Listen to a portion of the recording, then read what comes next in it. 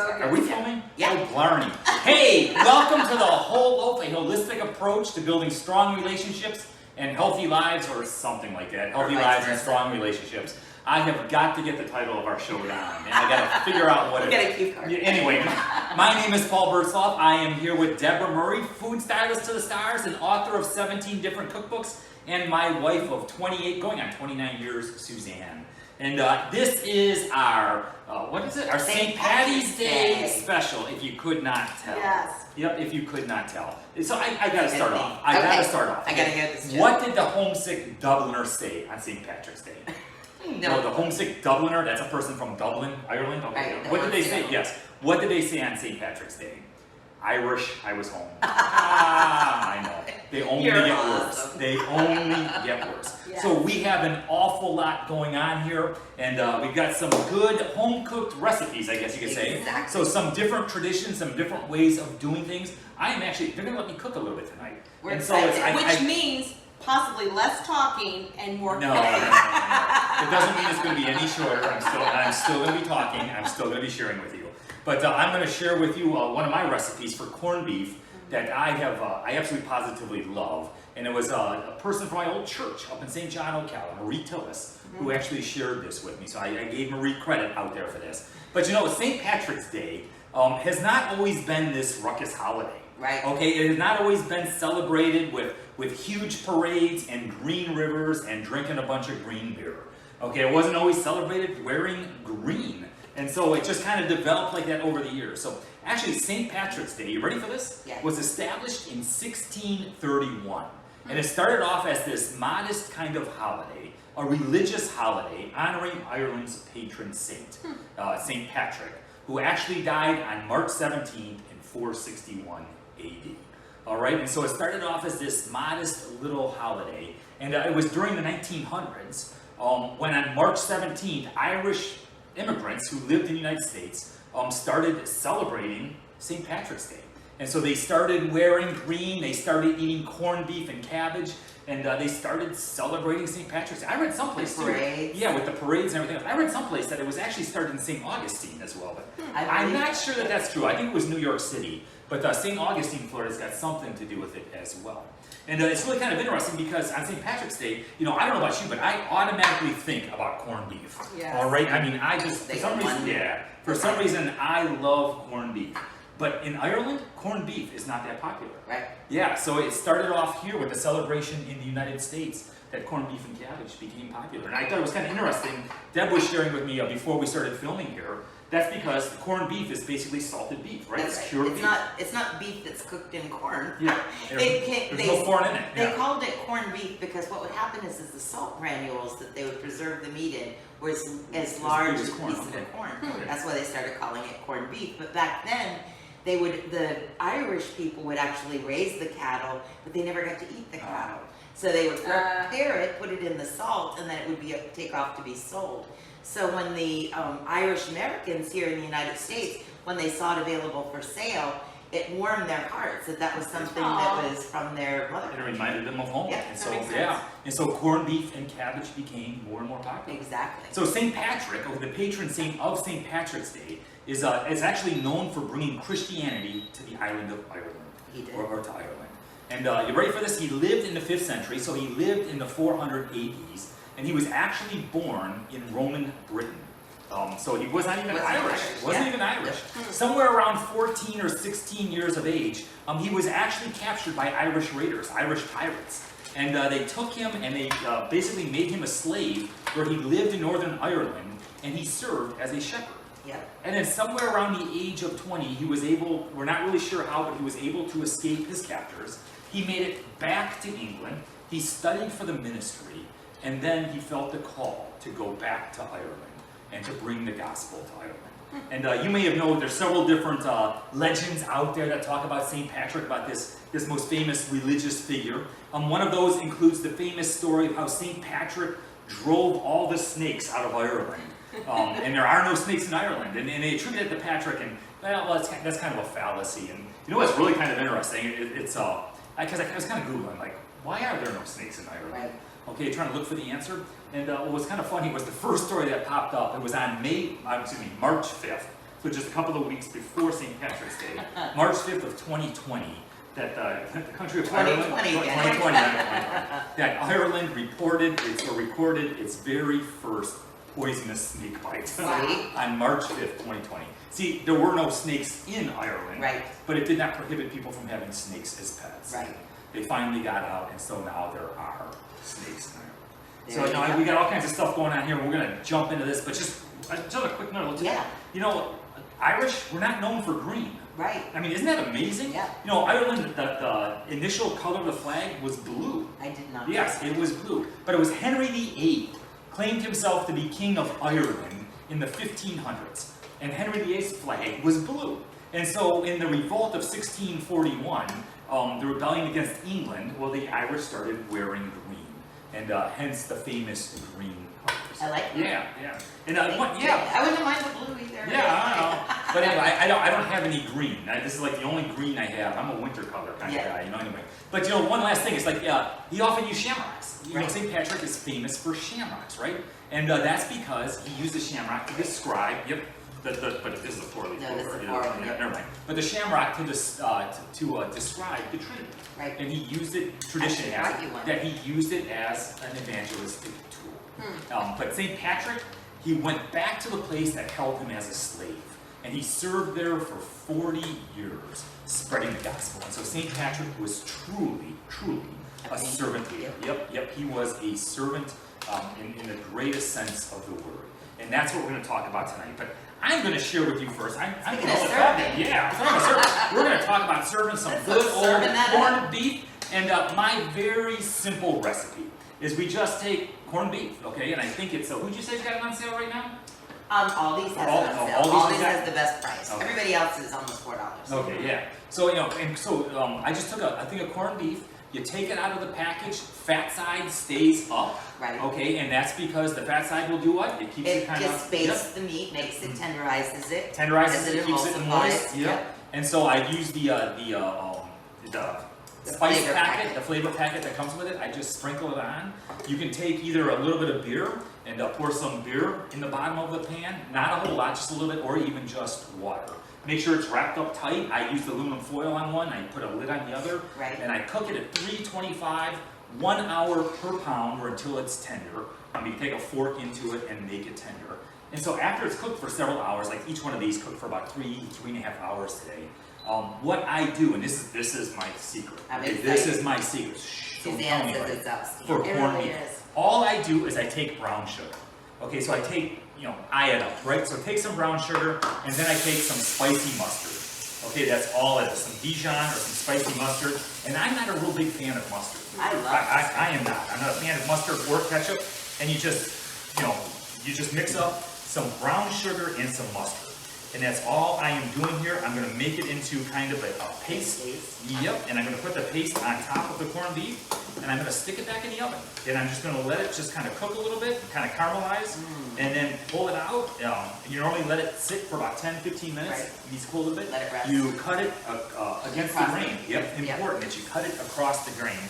And you can cut it to whatever thickness you like, whatever you're serving it for, and then dig on in. That sounds It is And is that excellent. the done one there? This is Wow, the looks finished great. one right there. Looks like a ham and it plate. is, yep, So good. and it is excellent. It is excellent. I Like I said, can't you wait.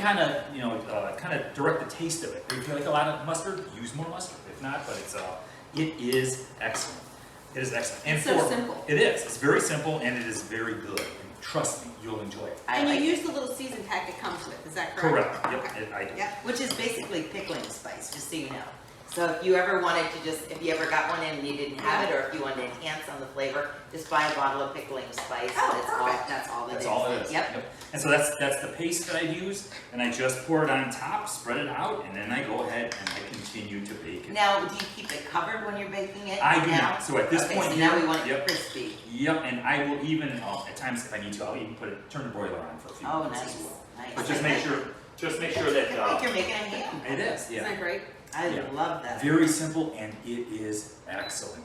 And if you make cabbage, I'm not a big cabbage eater. I love it. I am not a big cabbage eater. Well, what we rather have to me the cabbage is the payoff. Like Yeah. I only want a sliver of corned beef, but I could eat a half a head of cabbage. And what we do with ours is, I don't do this step, which I cannot wait to do. Yeah. But I take the juice from the corned beef and I cook my cabbage and my carrots and my potatoes in it and onions. And I'm telling you, Navarre and I love it so much. Last night I talked to her because I was preparing for the show. Yeah. And she's like, I'm in my happy spot, Mom. And she just had this big bowl of cabbage. Which Yeah. is Oh, so good for you. See, we're one take wonders, and Yeah. this is the kind of stuff that you sit I back and forgot go, you've got to be kidding me, right? But anyway, but there it is. Thank you very much. Yeah. Okay.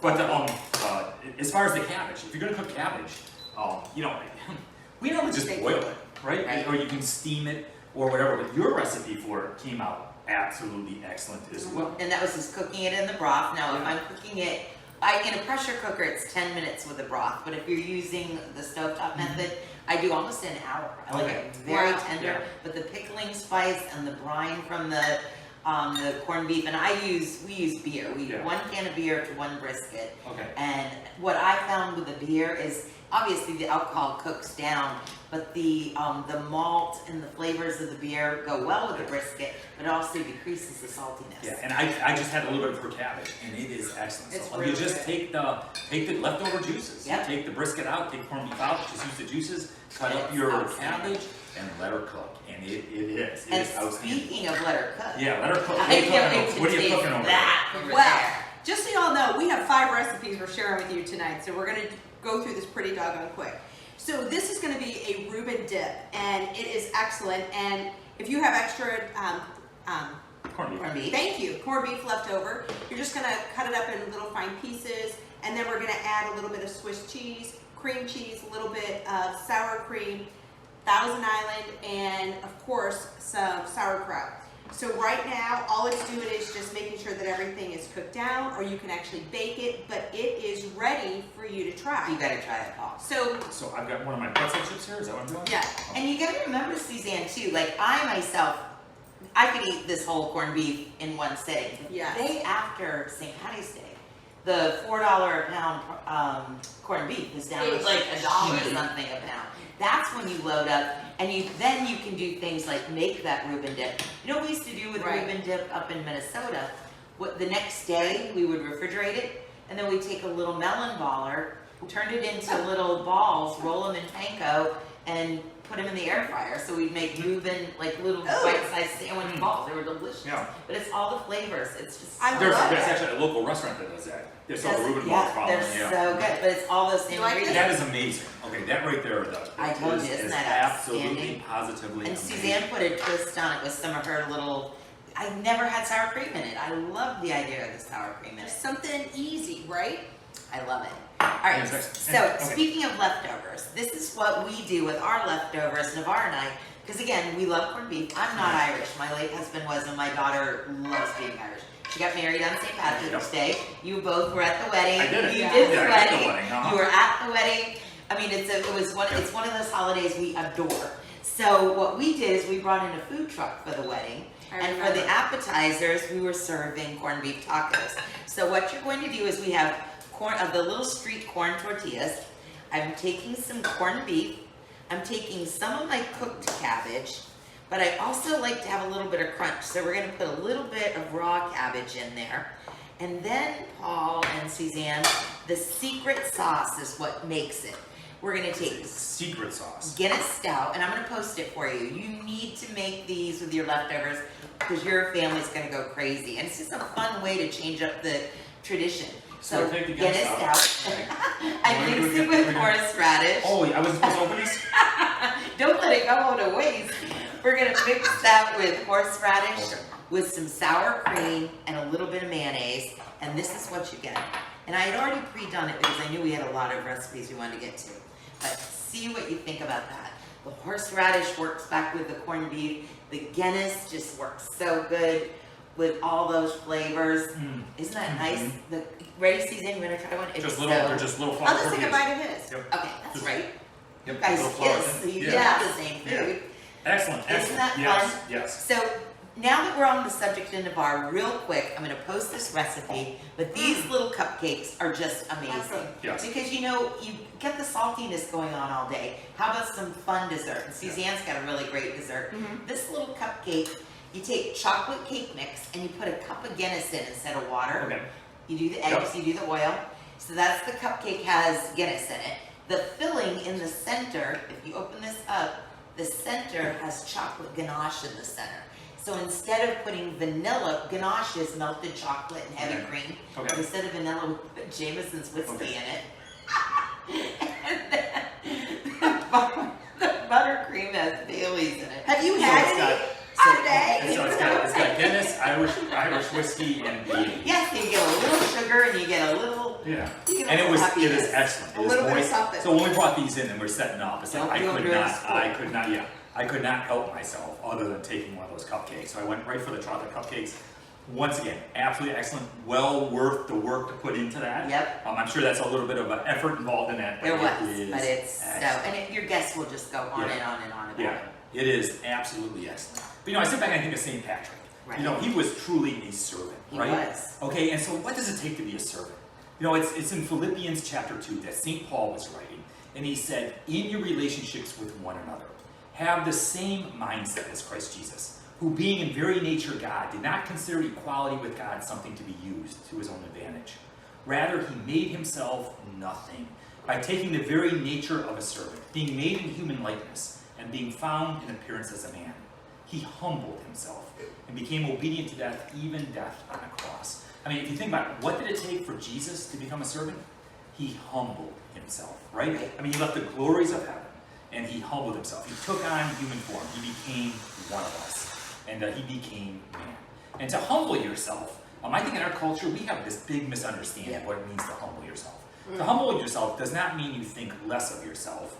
It means you think more of others. Right. Right? So you lift others up. You watch out for the welfare of others. And so Jesus humbled himself to lift us up, that we could be forgiven, right? I mean, he became obedient to death, even death upon a cross. A way of putting execution, reserved for criminals. And he allowed himself to be put to death. Right. So that we could be elevated, so that we could be forgiven, so that we could have the hope and the assurance of everlasting life. And then I love, if you keep on reading, the scripture says, because he did that, therefore God exalted him to the highest place and gave him the name that is above every name. That in the name of Jesus, every knee should bow in heaven and on earth and under the earth. And every tongue confess that Jesus Christ is Lord.